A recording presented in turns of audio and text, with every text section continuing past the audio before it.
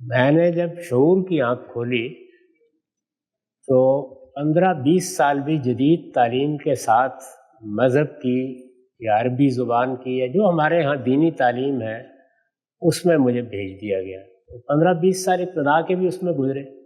اب کم و بیش 50-60 سال میں نے دین کے ایک ایک جز پر کام کیا ہے. مجھے کسی معاملے میں ادنا درجے میں بھی کوئی فرق نہیں معلوم. جو کچھ مرد کر سکتا ہے عورت بھی کر سکتی ہے، کر لے. کسی چیز پر کوئی پابندی میں نہیں جان سکا. رعایت دی گئی ہے، کوئی پابندی نہیں عائد کی. یعنی یہ کہ آپ مسجد میں نہ بھی جائیں عورتیں تو انہیں جماعت کا اجر مل جائے گا، یہ رعایت دی گئی، پابندی نہیں.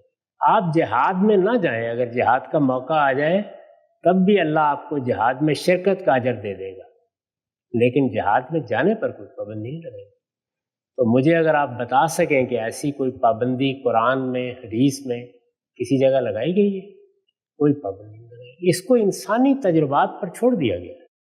انسان اپنے تجربات کی روشنی میں لائے عمل طے کرتے ہیں. ابھی میں نے اس سے پہلے بھی ایک سوال کے جواب میں کہا تھا کہ ہم بعض اوقات کلچرل چیزیں، ہم بعض اوقات تاریخی عوامل کو مذہب بنا کے پیش کر دیتے ہیں.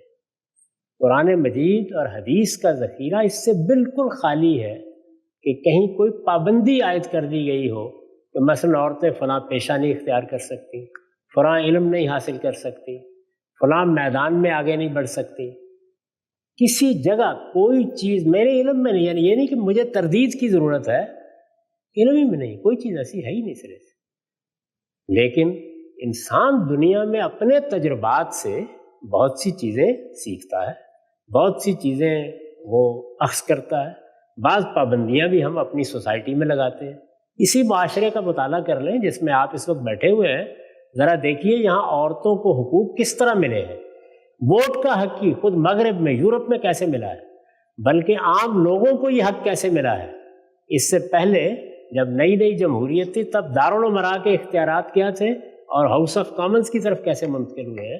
تو یہ تجرباتی علم ہے. وہ ہمارے یہاں بھی لوگوں نے بہت سے تجربات کیے ہیں، کچھ غلط ہیں کچھ صحیح ہیں، اس کو ہم مذہب سمجھ لیتے ہیں.